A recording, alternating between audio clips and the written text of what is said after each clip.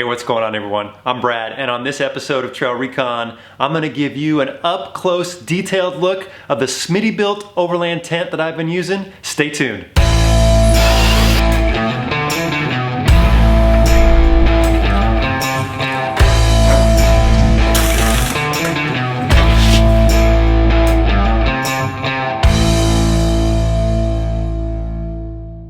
All right guys, let me start by saying this is an initial review, right? I have not been using this long term. I've actually only had it out on 2 different trips and had it on top of the Jeep for about 3 to 4 weeks.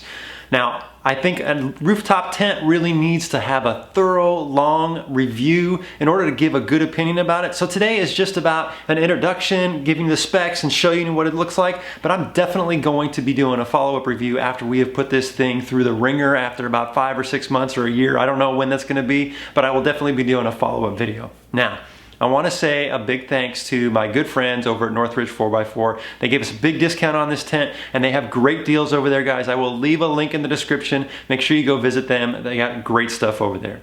Now, let me talk a little bit about why I personally decided to get a rooftop tent. Now, all my time in the military, being out in the field with the Marines, I never can remember a time where I've had a good night's rest sleeping on the ground. Even camping personally or out hiking, man, I never get a good night's rest when I'm sleeping in a tent on the ground. It's just, I don't know what it is, it's just not for me.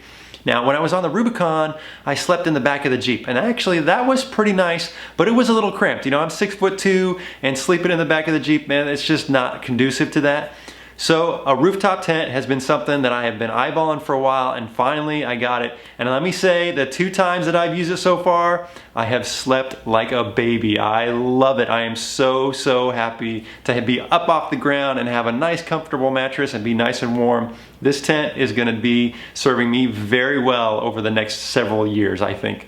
All right, now let's start talking about some specifications. Now, first of all, Smittybilt offers 2 types of overland tents. They have their XL version, which is a 3 to 4 man one, and they have this 2-man tent. Well, it's 2 to 3 man tent, but it's definitely not 3 adults in there. It's gonna be perfect for my wife and I. Now, the reason I went with this smaller one was because I don't need a big old tent with all that weight. This one only weighs 116 pounds, and that's gonna matter when I'm out doing some hard trails. The less weight up on top of the roof is really gonna make a difference. Having this up there, it's probably gonna be noticeable, but having a lot of extra weight up there, I don't need that. And this tent measures 95 by 56 by 51 when it's fully open. So it's really nice and roomy for what you get. Now, let me pull the camera off, let's walk around, let me give you some close-up look, and let's talk about some more specs. Now, the first thing we'll talk about is the fabric, and this is a 600D heavy-duty polyester, and it's polyurethane impregnated, and it's got really nice seams. It's very strong, very sturdy. Let me show you the seams inside and show you that they are all taped, and so you're not gonna get any leaks through these seams. They've done a nice job of sealing them all up. It does come with 4 windows, two windows on each side, and then you've got 2 entrances, depending on which way you have it open. There are steel poles to hold everything open, and then you have the rain fly on top, and this is made of 420D, and this is also really sturdy, and this is removable, so you can actually take the entire rain fly off and access. There's actually 2, let me show you here. And you can see here that there are 2 little sunroofs that you can access if you want to, do some stargazing or whatever. That's really kind of a nice little feature. There's a nice little vent here, 1 on each side. It's got some mesh in there, and that just gives you some good ventilation so you don't get a lot of humidity built up in there. And then the poles inside are all made of aluminum, and they're very strong, very sturdy. And the hinges, which you can kind of see up in here, are made out of steel, and they've really done a good job of kind of double securing this, so you're not going to get any rain or dust inside the tent through where that hinge is, so that's really nice. Now the ladder is made out of aluminum, and it reaches all the way to the ground with my 35-inch tires and 2.5-inch lift, and it's a very sturdy ladder, so I have no complaints about that. My only little criticism is there's these little pins that you have to pull, and you actually have to use 2 hands, 1 to pull each side, and then you've got to kind of jerry-rig to get this to move while you're holding those pins. It's a little bit frustrating, but it's a good ladder. I have no other complaints about it. All right, now coming to the bottom of the tent, it's got a very nice little base here that's very solid, and you've got these two rails for mounting to your roof rack. And I actually had to relocate these because the way my roof rack is set up, I wanted it to sit in between the little slats that I had. So I just drilled new holes, filled these, and adjusted it. But that was easy to do. You've got this bottom piece here, which is this big strip of Velcro, which is what your cover attaches to. And then on this side, you have a zipper that goes along. And that zipper is for the optional annex. And I don't know if I'll be getting the annex, but it's nice to know that I can get it and attach it if I want to. Now before we move into the tent, I will just show you, you've got some very nice mosquito netting. It's actually very tightly woven, so I don't think you'd have any problems with very small bugs. The zippers are SBS zippers. I haven't had any problems. They're very sturdy zippers.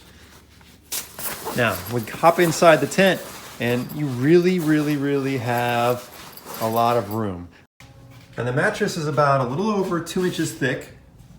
And it does have this cover on it, the zipper, so you can actually take this off and wash it if you want to. I will say one of my criticisms about this mattress is it's very comfortable if you're laying on your back, but if you start laying on your side, you can actually dig in a little bit and you kind of feel the bottom. And so I kind of sleep both ways sometimes. You know, I'll find myself sleeping on my back or on the side in the middle of the night, I'm not sure. So I actually went out and got this little memory foam.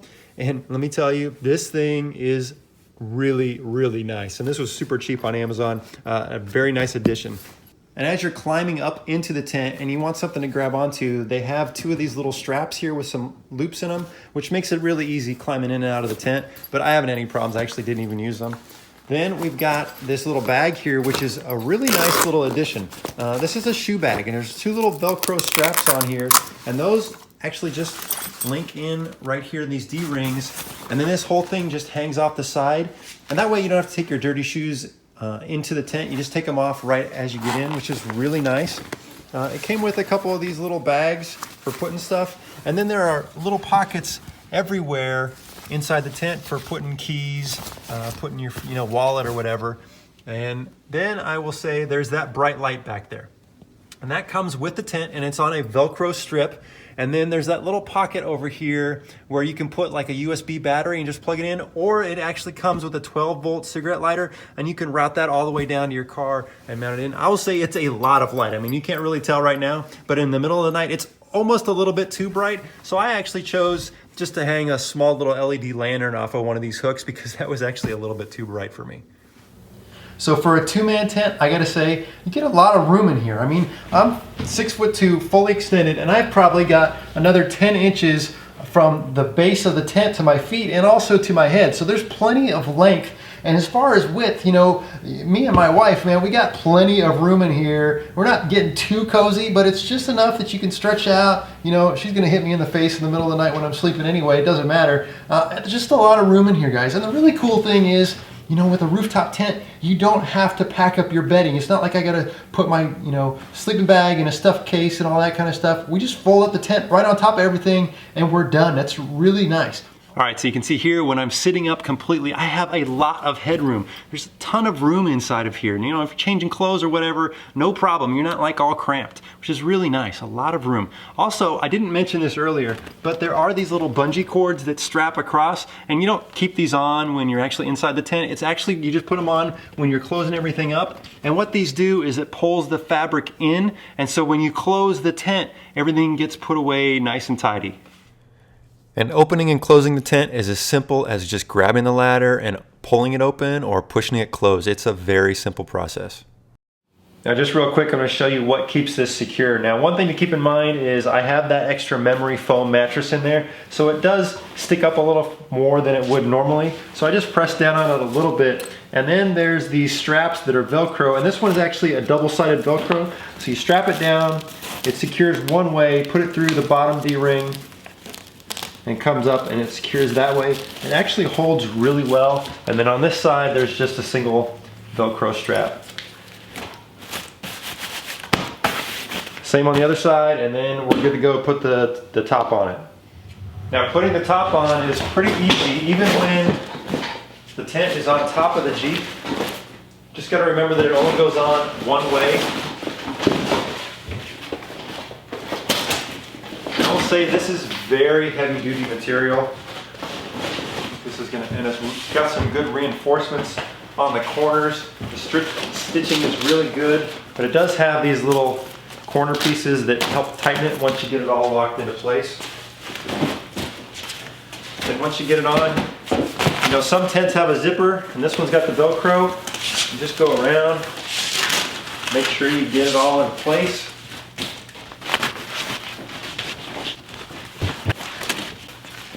All right, and once you get it all locked down, there are two straps to go across. Strap these in, and they're secured with Velcro. And you're all set. That's all there's to it. So, you know, before I got the rooftop tent, I had a lot of questions about what's it like to have a rooftop tent on top of your Jeep. Hopefully I can help answer some of those questions for you now that I've had it up there for almost a month. And I will say this, having that big brick up on top, definitely noticeable on the gas mileage. It dropped about 1.5 miles per gallon. That's pretty significant. And plus, I've slowed my driving down a little bit. Now, I haven't been through any big windstorms on the freeway. I don't notice it during daily driving, but I'm sure if I hit through the mountains or somewhere where it's really windy, I'm sure that I will notice it. Now, I did make the choice to mount the tent on my roof rack as far forward as I possibly could because I wanted to keep that center weight in the middle of the Jeep and not so much on the back. I also made the choice based on a friend's recommendation who's had a rooftop tent for a while to open the tent to the side of the vehicle and not to the rear. I know there's some pros and cons for doing both. We'll see how it goes, but for now, I'm gonna keep it open to the passenger side. That worked for me the last 2 times I did it. I know some people like to open it to the rear because it gives them a little bit of an awning when they're working in the back of the Jeep. For me, I don't know if that's gonna work because, you know, I've got my CBN tent up there and then actually I would have to find a way to relocate that or something. I don't know. I think I'm gonna get an awning, so that won't be a problem in the future. Now, I have been off-road a couple times with the tent up there, and I thought I was really going to notice it. And when I was up in Calico, we were doing some pretty good obstacles. I actually didn't notice it. I was really kind of waiting for to feel that weight. I never felt it. Now, I'm sure once I, you know, hit the Rubicon again or go out to Moab, somewhere where we're really getting some off-camber stuff, I'll definitely notice it. But you know, I do have the Rock Crawler lift kit, and it's the Overland lift kit, so the springs in the rear are a little stiffer, so it's actually made to compensate for that extra weight up there. So I think that's actually playing a part in me not noticing it so much on top of the Jeep. I think this tent is really well built, and it does have a 1-year warranty, but what I really like the 2 times that I've used it is how quickly I can set it up and stow it. It's so fast, man. I love that. You know, I'm not messing around with a ground tent. I'm not trying to put sleeping bags away and all that kind of stuff. Super fast, and man, I put it away and I'm hitting the trail and I'm loving life. And I will tell you, there is something to be said about a good night's rest, especially if you're gonna be out on the trail for multiple nights. You wanna get some good sleep. It's really important because when you're out on the trail and you're hitting those good obstacles, man, you wanna make sure that you're awake and alert. So it's important to get a good night's rest, always, guys. Now look, I hope that I've given you a lot of information about this, but I'm sure that there's some burning questions out there, guys. Throw it in the comments. I will do my best to get to every question and try to answer it to the best of my ability. I hope you've enjoyed this video, and if you're visiting the channel for the first time, hit that subscribe button. I'd love to have you as a member of the TrailRecon team. And if you'd like to support what we're doing here, please visit us on Patreon. Thanks for watching.